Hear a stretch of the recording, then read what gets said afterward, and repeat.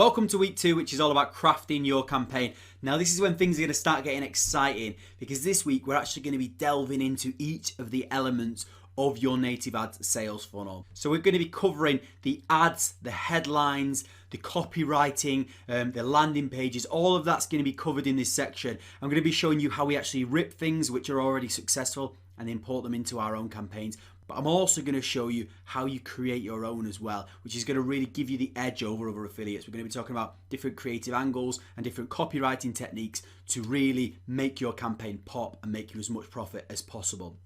So first of all, what I want to go through is the initial testing campaign breakdown. So the way that native ads works and the best way to go about this is we're going to be testing a lot of things at once throughout our funnel. So we're actually going to be testing multiple images and multiple headlines together with multiple landing pages and offers at the same time. And what we can do is we can see what's working the best and actually analyze that data and take out the most profitable things. So we could say, well, after running this test for a few days, I can see that this image here, together with this landing page, together with this offer, is the most profitable. And we can turn off the stuff that isn't working.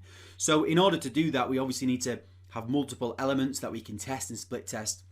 The only thing is, when you are testing things, the more elements you're testing at once, the more expensive the testing can be. So what I'm going to go through now is kind of like my basic testing breakdown of the elements that I like to have in an initial campaign when I first set it going. Now, you can change this as you go along and you can add more elements if you want and you've got more of a budget, but this is kind of a starting point that you should be starting when you're testing any campaign.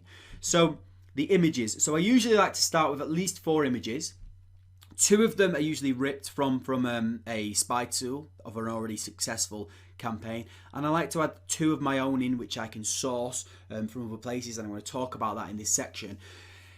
Some people like to do it differently. A lot of people seem to teach native ads where they just rip everything. You rip what's working, you do it. But I've done that and it doesn't always work as well. I found out a lot of the time when I add my own creativity in, which I'm going to talk about in this section, all about coming up with your own angles, and different things like that. When you start to do that, you actually can add a lot of life to a campaign, and I've made a lot more profit doing this.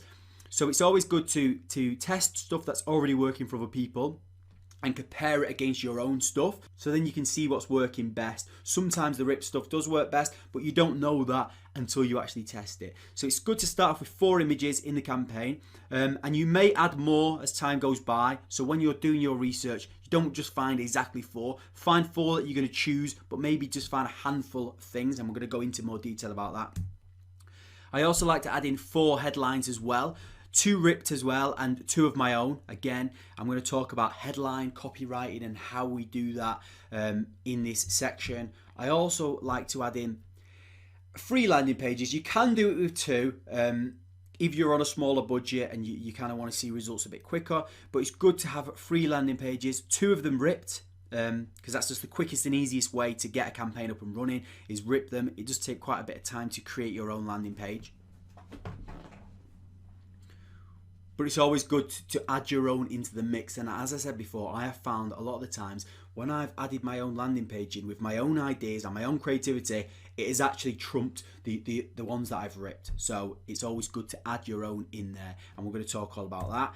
And also, you want to try and add in 2 offers if possible. So usually the same offer, but on a different affiliate network, as I said in the previous section, because sometimes an offer might convert better on a certain network because sometimes they have a pixel tracking issue, they might be scrubbing the leads and they might not be reporting back all of the sales that you make.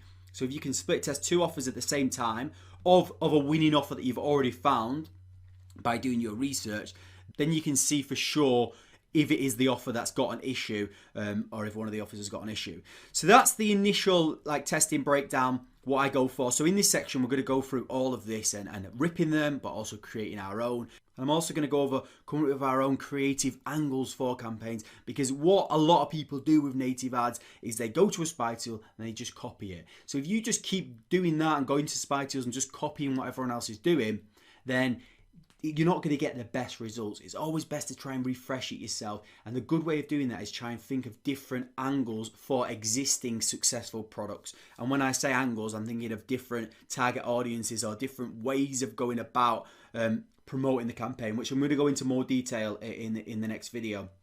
But that's what we're going to be doing in this section. So buckle up. It's going to be a jam-packed section and you're going to learn a lot. So let's go for it.